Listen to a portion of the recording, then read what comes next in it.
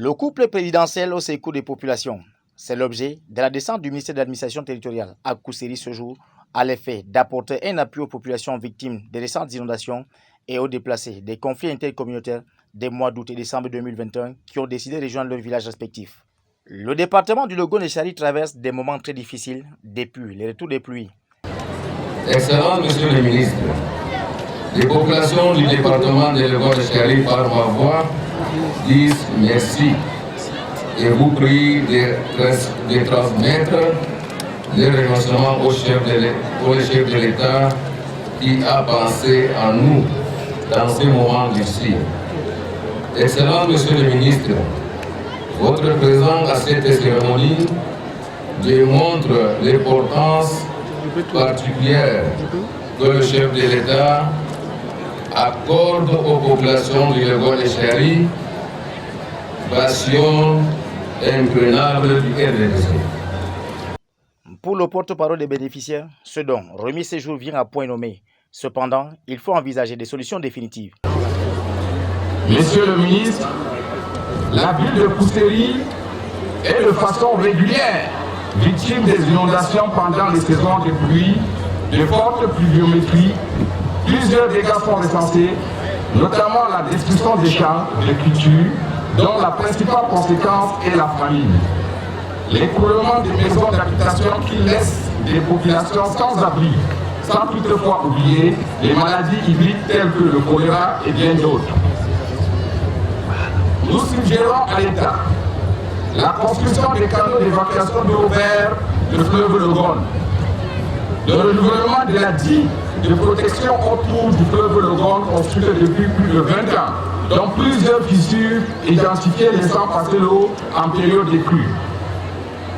Cette mission gouvernementale conduite par Paula Tangandji fait suite à plusieurs rapports décrivant la précarité et surtout le calvaire que vivent les populations. Alors dans le cas d'espèce, le gouverneur nous a saisi, le préfet ainsi que l'honorable Kamsoulou de cette inondation. Les pluies ont été sévères cette année, pendant pratiquement 2 mois il a plu. Et puis ça a entraîné beaucoup de déplacements, beaucoup de catastrophes, beaucoup de biens détruits. Alors dès que j'ai fait le compte rendu au chef d'État, le chef d'État m'a instruit de prendre les mesures urgentes pour porter secours à cette population. 180 victimes ont bénéficié du matériel de couchage, des kits d'hygiène, des vivres sous des tentes hors normes dressées sur le site de Madagascar. Il s'agit d'environ 280 personnes. C'est 1800 familles, 1800 personnes concernées, regroupées au sein de 268 familles. Il fallait d'abord caser les gens, donc le gouverneur nous a choisi ce site qui est un site vraiment convenable. Nous avons donc déployé les tentes et puis des tentes aménagées. Je précise bien, c'est des tentes aménagées. Et le chef d'État, comme d'habitude, a mis à notre disposition le matériel de couchage, le kit sanitaire, denrées alimentaires, tout ce qui pouvait accompagner. Mais cette fois-ci, le chef d'État a instruit de faire en sorte qu'il y ait l'électricité, les toilettes et puis l'eau potable. Donc vous voyez que ici c'est un peu plus élevé que ce que nous avons l'habitude de faire. Bon, nous avons eu des défis de la route tels que le maire a dit, c'est vrai. Nous sommes partis de Yaoundé avec des camions, 54 ou 58 camions. Et avec l'escorte de l'armée, ça n'a pas été facile, mais comme c'était une haute instruction du chef d'État, nous avons tout fait pour être ici aujourd'hui. Sur le second site, 60 familles de déplacés du conflit intercommunautaire qui ont décidé de regagner leur arrondissement d'origine, Logone-Birni, ont reçu des paquetages appropriés d'égale composition. Déroulant le message du chef de l'État, le ministre Tangandji leur a rappelé.